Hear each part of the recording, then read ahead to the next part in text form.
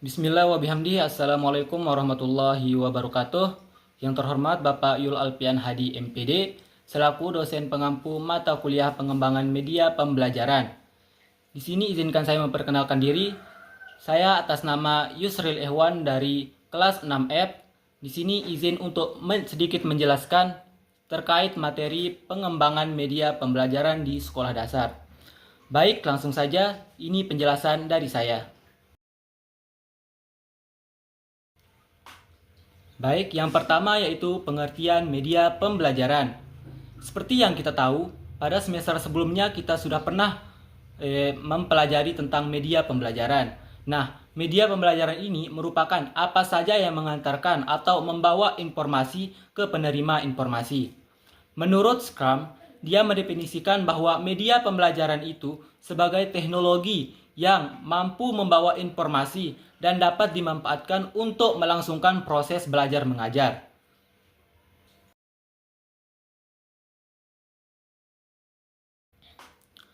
Baik, selanjutnya yang kedua yaitu kita lanjut ke pengertian dan pengembangan media pembelajaran. Nah, pengembangan media pembelajaran ini merupakan hal yang sangat penting untuk dilakukan oleh seorang guru. Kenapa bisa penting? Karena anak-anak bisa memulai belajar dari hal-hal yang konkret. Nah, tidak hanya itu, anak-anak juga bisa menciptakan komunikasi yang baik dengan teman sebayanya lewat pengembangan media pembelajaran atau lewat komunikasi yang dilakukan.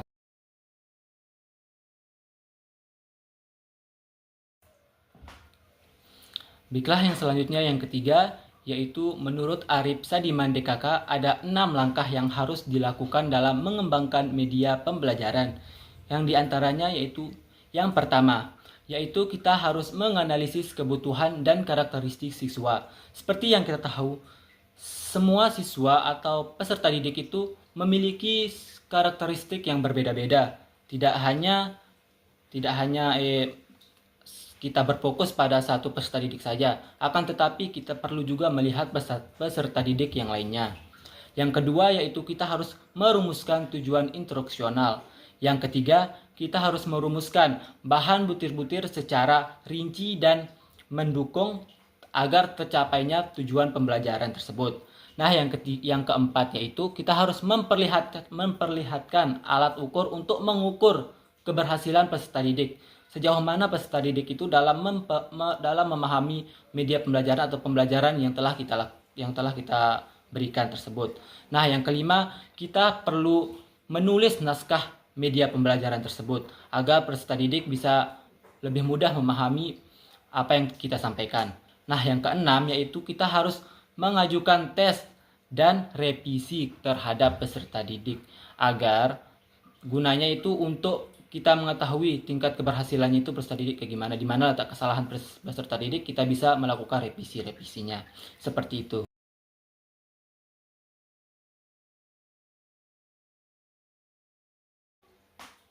Baik, selanjutnya yang ketiga yaitu prosedur pengembangan media. Nah, di dalam kita melaksanakan prosedur pengembangan media pembelajaran, ada 3 tahapan yang harus dilaksanakan oleh seorang guru.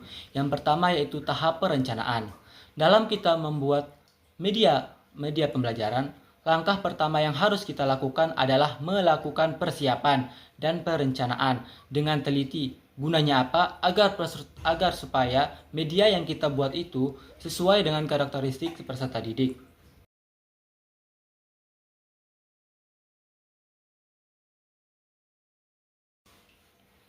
Baik, yang kedua yaitu langkah pengembangan media pembelajaran. Di dalam langkah pengembangan media pembelajaran ini ada 4 jenis pengembangan media pembelajaran. Yang pertama yaitu pengembangan media berbasis cetak. Pengembangan media berbasis cetak ini adalah bahan untuk menyampaikan pesan pembelajaran yang mengandung unsur bahan bacaan. Contohnya bisa seperti buku teks dan modul. Yang kedua yaitu pengembangan media berbasis audio, yaitu adalah penyaluran pesan melalui indera pendengaran. Seperti contohnya bisa seperti radio dan CD. Selanjutnya yang ketiga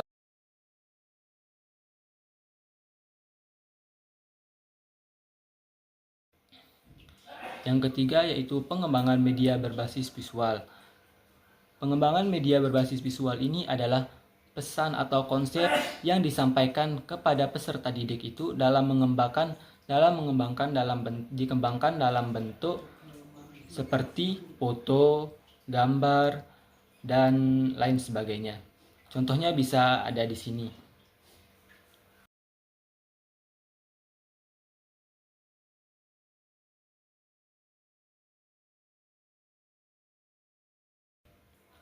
Baik, selanjutnya kita lanjut ke pengembangan yang terakhir, yaitu pengembangan model pembelajaran berbasis komputer, yaitu adalah pengembangan media pembelajaran melalui teknologi atau internet yang disampaikan kepada peserta didik.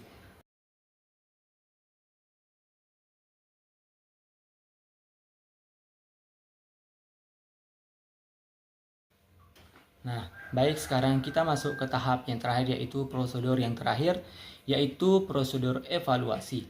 Evaluasi ini merupakan suatu proses yang sistematis dalam mengumpulkan dan menghasilkan data yang diperoleh dari peserta didik. Analis evaluasi ini terbagi menjadi dua, yaitu evaluasi sumatif dan formatif. Mungkin sedikit ini saja penjelasan dari